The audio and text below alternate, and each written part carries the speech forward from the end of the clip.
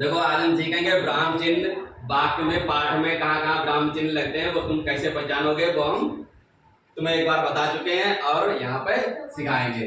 जैसे यहाँ पे लिखा हुआ है मोहन पढ़ रहा है, यहाँ पे ये चिन्ह लगा हुआ है, कौन सा चिन्ह है?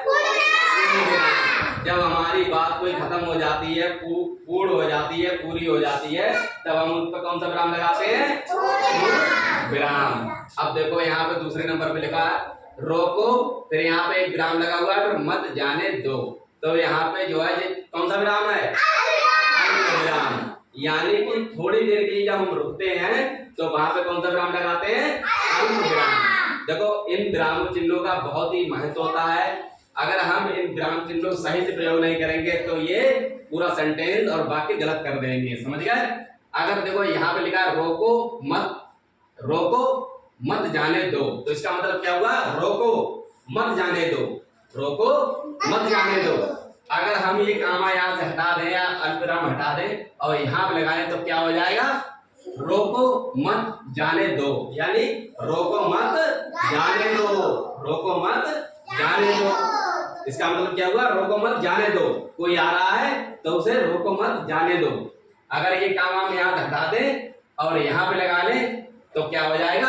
रोको, उसे रोक लो, जब मत जाने दो, यानी कोई आ रहा है तो उसे रोक लो, मत जाने दो। देखो बदल गया, पूरा अर्थ बदल जाता है। इन विराम चिन्हों का कितना महत्व होता है, देखो बदल गया। अब देखो तीसरे नंबर, सूर्य उदय हो गया है। अब ये हम देखो लगा हुआ है चिन्ह, कौन सा चिन्ह है? हमने बताया अभी अर्ध विराम। कौन सा विराम? अर्ध विराम। देखो सूर्य उदय हो गया है, चिड़िया चहकने लगी है। देखो अर्ध विराम कहाँ प्रयोग होता है? जब देखो पूर्ण विराम होता है जब हमारी बात पूर्ण खत्म हो जाती है। जब हम थोड़ी देर के लिए रुकते हैं तो वहां पे अर्ध विराम का प्रयोग करते हैं। जब हम थोड़ी देर से थोड़ी और अधिक देर रुके और पूर्ण विराम से कम देर रुके तो वहां पे हम अर्ध विराम का प्रयोग करेंगे। जैसे सूर्य उदय हो गया, यानी सूर्य उदय हो गया है और चिड़िया चहकने लगी है, यानी सूर्य उदय हो गया है और चिड़िया चहकने लगी है, समझ गए? यानी इससे थोड़ी अधिक देर हम रुके यहाँ पे, तब वहां पे कौन सा लगाएंगे? अर्ध विराम। फिर देखो यहाँ पे 4 नंबर, ताजमहल किसने बनवाया? हमने प्रश्न पूछा ताजमहल किसने बनवाया, तुम्हें पता नहीं? पता। जहाँ पे किसने, कहाँ, क्या, कौन, कब शब्द आए तो वहां पे कौन सा चिन्ह का प्रयोग होगा? प्रश्नवाचक चिन्ह। इन चिन्हों को देख के पहचान लोगे तुम? ये कौन सा चिन्ह है? प्रश्नवाचक चिन्ह। अब देखो 5 नंबर पे छम छम, इनके बीच में एक चिन्ह लगा हुआ है, कौन सा चिन्ह है? योजक चिन्ह। जब दो शब्दों के बीच में संबंध स्पष्ट करना हो तब हम वहां पे कौन सा चिन्ह लगाते हैं? दो पदों, दो शब्दों, तो उनके बीच में कौन सा संबंध स्थापित करते हैं, संबंध स्पष्ट करते हैं, तो वहां पे कौन सा योजक चिन्ह। जैसे दिन रात तन मन लगाए तो जो बहुत बीच में जो चिन्ह लगाए इसे देख के पहचान लोगे तुम कौन सा चिन्ह है? फिर देखो यहाँ 6 नंबर, आम के निम्न फायदे हैं।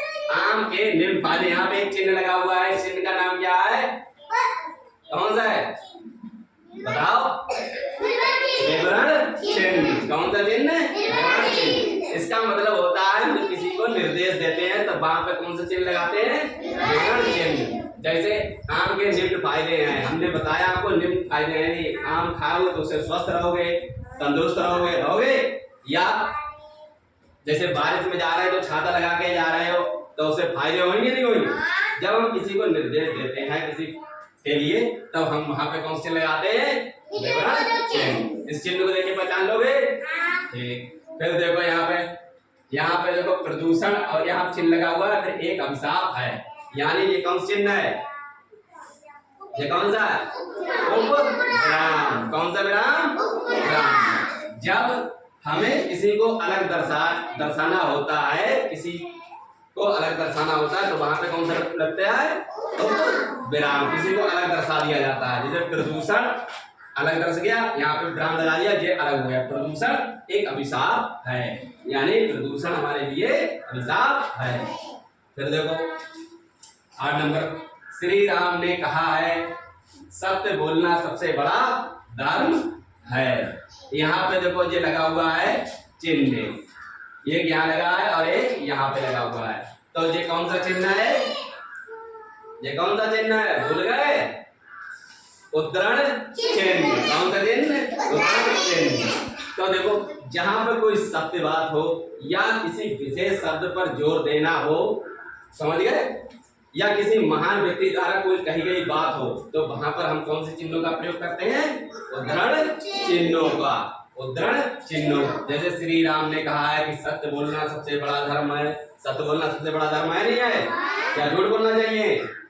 नहीं, यानी सत्य बोलना चाहिए, सत्य के मार्ग पर चलना चाहिए, समझ गए? यानी महान व्यक्ति या किसी सत्य बात कही गई हो तो वहां पे हम कौन सा चिन्ह प्रयोग करेंगे?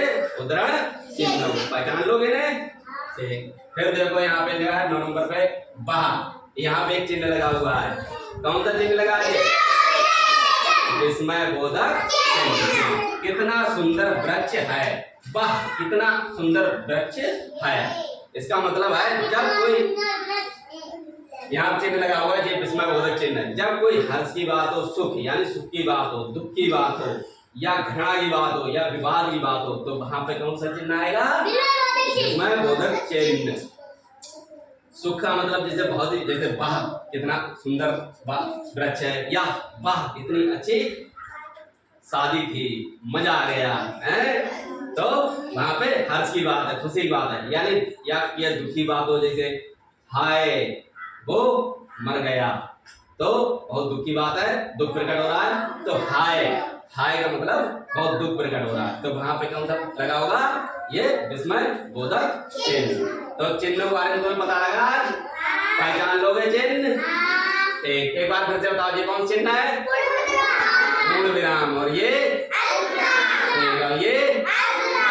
और ये? अच्छा, और ये वाला? अच्छा, और ये? उद्धरण चिन्ह। कौन सा? और ये? उपविराम। गुड। और ये? उद्धरण चिन्ह। ठीक। और ये? Very good. ठीक।